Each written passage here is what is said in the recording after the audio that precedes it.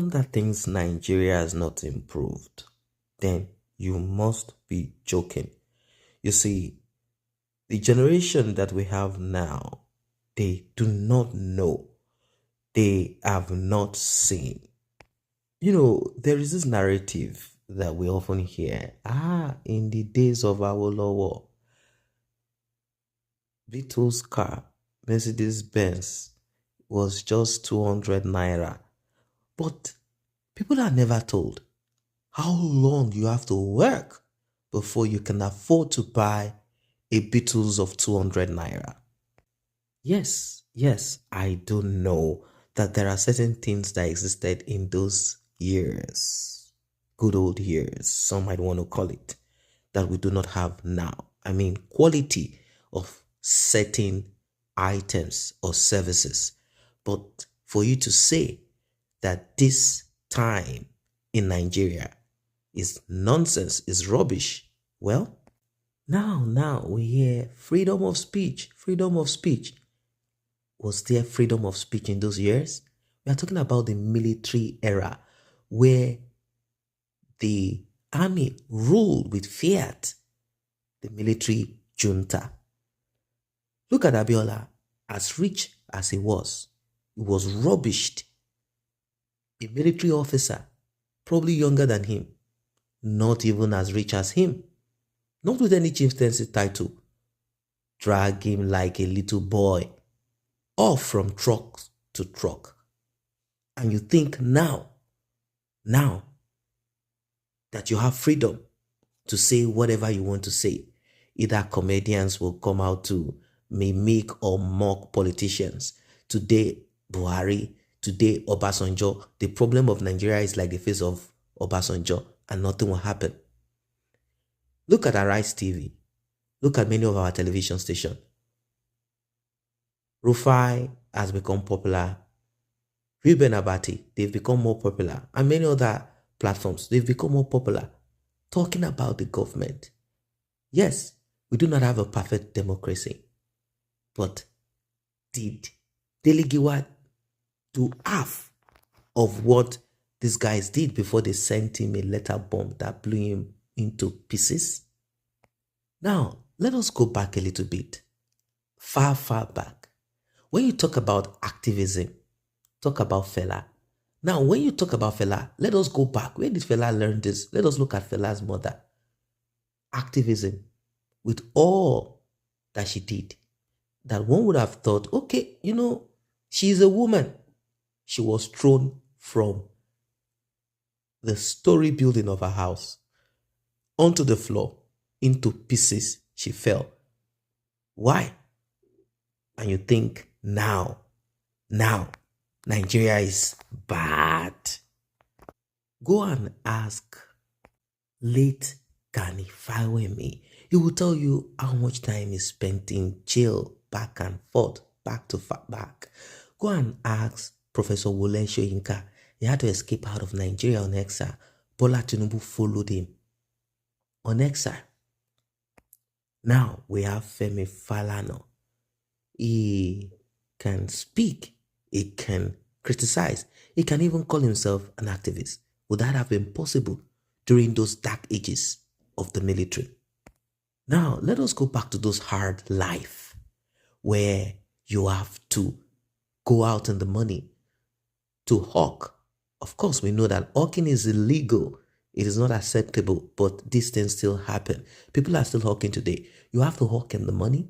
When you are done, you come back home, you clean up yourself, you prepare yourself for school.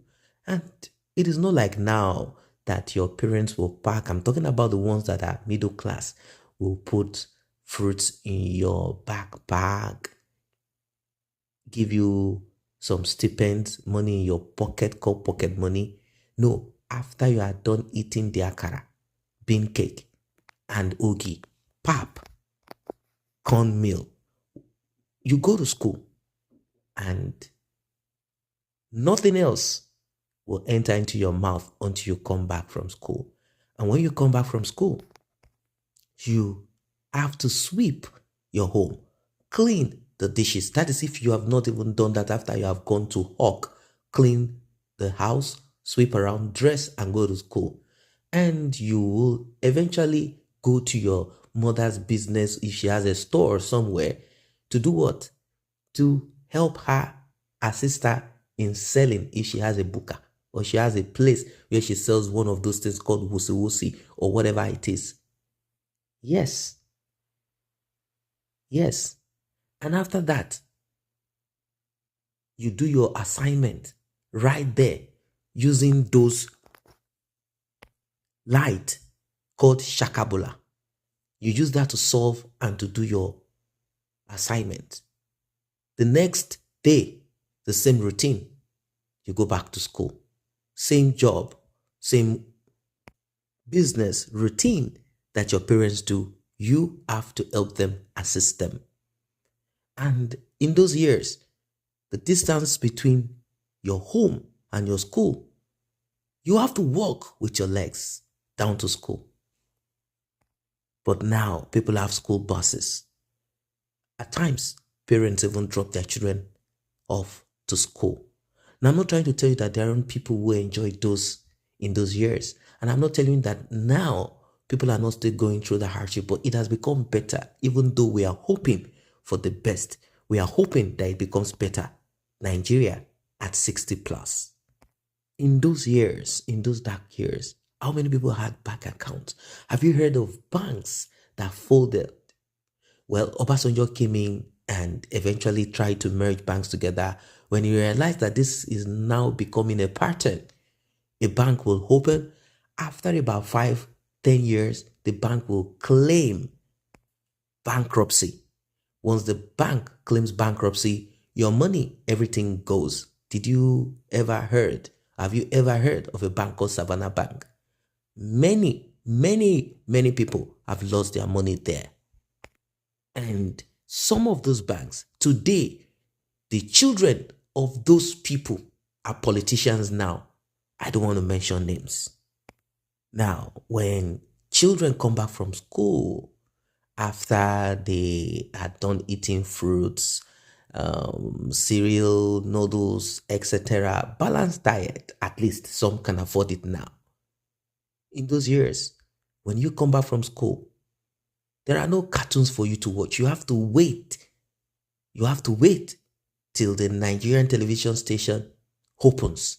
And you know when they open? They open very late. Yes, very late. But now you have cable TV, you have smartphone. Yes, technology has moved on, even though there are still itches. In Nigeria now, you cannot boast of a reliable broadband internet. You can't. Everyone is still looking at their phones and talking about data. I don't want to waste my data. Yes, things have changed, but I believe we should work to make it better. We should demand for it to be better. Nigeria moved from one point to the point that we are in now. Those years, it was so hard that to have a color television is like having a private jet. It's like buying a private helicopter. It's just impossible. One TV probably in one street. You see a lot of children queuing up, hanging at windows just to watch a black and white TV. Anyone that has a color TV, you know how it is. It is so secure, it's like gold. Yes, but now you have your smartphone, iPhone 13, iPhone 14, more expensive than a television. Now, you will see young teenagers driving expensive automobiles, Mercedes-Benz, Range Rover, just name it, heavy machine, drive them all over the place. In those years, was that possible? No. What are your thoughts about this one? Do you hope for a new Nigeria or total disintegration of it? Let us meet at the comment section. Don't forget to like and share this video. Do not forget to subscribe to this channel if you're new here.